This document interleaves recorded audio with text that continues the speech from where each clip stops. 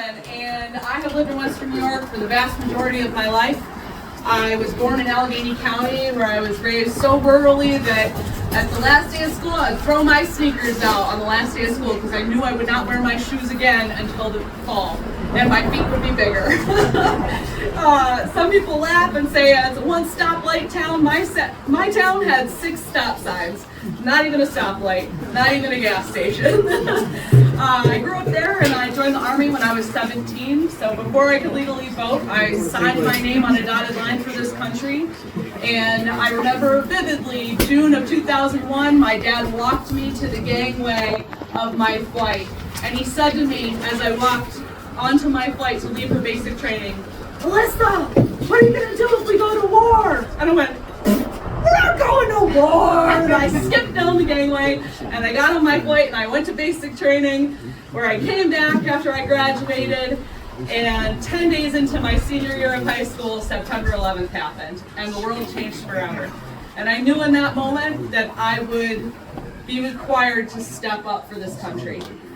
And by my 19th birthday, I was boarding another flight to join a unit to deploy to Afghanistan, where I spent 18 months doing flight operations in Bagram, Afghanistan at the very beginning of the war. I felt that call in my heart to do for my country. And when I came home, I craved going back, and I became a DoD contractor, and I worked on Kandahar Airfield from 2005 to 2008. But one day I woke up and I didn't want that life anymore. I didn't want to live in a tent anymore, and I didn't want to go to a chow hall anymore. And I came home, and I knew in my heart I was going to go to college, I was going to get married, and I was going to have children. And I did all of those things, and I became a special education teacher, and I put that military past behind me and sort of thought my life had moved on from that. But in 2018, I started to become very, very sick, and I had quit my job. I went to the VA, and about a year after quitting my job, I found out I had burn pit cancer, a rare adrenal cancer called pheochromocytoma. And I got all of my treatment at the VA. Doctors and nurses there saved my life. They treated me with the utmost respect. My endocrinologist, who is a fantastic doctor and has a private practice, his name is Dr. Augustine Ryan. I will never stop saying his name because he saved my life at the VA. He gave me his personal cell phone number. He called me every day to titrate my medicines because I was very unstable when I first got diagnosed. I had surgery and I began recovery. I was immunocompromised during the pandemic and chose to wait to go back to work while my kids still needed me.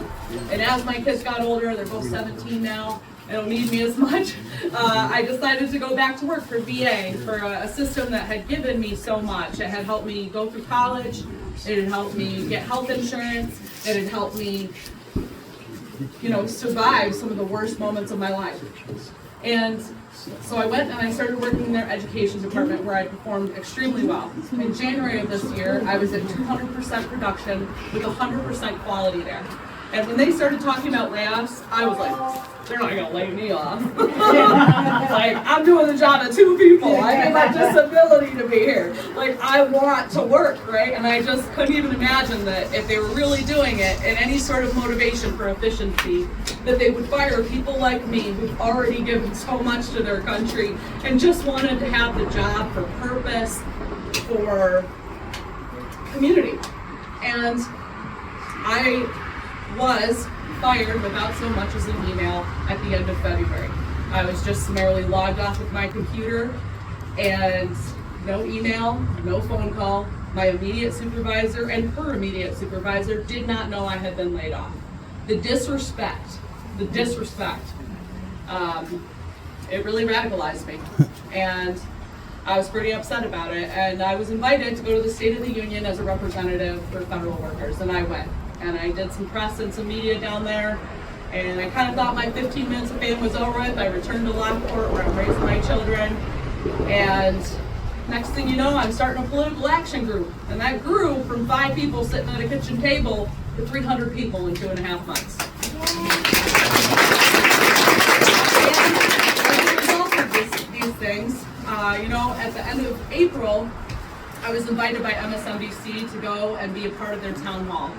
And I went and I represented AFG and AFGE and federal workers And I told my story, and right before I left, I got an email from the VA offering me my job back. And when they offered me my job back, it was followed up by a secondary email immediately telling me that they would backdate the pay, that I would continue to get paid and not have to show up to work, but I could no longer speak to the media. That's right, ladies and gentlemen. They noticed, and I was happy. I told them exactly where to stick that job. And that's why I'm running for Congress. Because when I go into Claudia Tenney's office, her aides are trained to treat constituents with disrespect. They are trained not to listen. They are trained to hand people Trump pamphlets instead of solving problems. And that pisses me off. What happened to people of character serving us in our government? I'm disgusted. And that's why I'm standing here today. Not because this campaign isn't about Alissa Ellman. This is about representing working people in New York 24. People who have devoted their lives to public service, to teaching positions, to manufacturing, to working outdoors, and creating our infrastructure. Those people deserve to have benefits. They deserve to have security. They deserve to have Social Security, and they deserve to have health care. Period.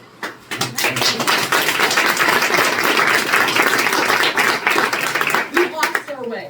We've lost our way. And I'm here to point us in the right direction. I really want to represent the people in this district because they deserve to have good representation that's going to go and give Claudia absolute hell for the next 16 months. That's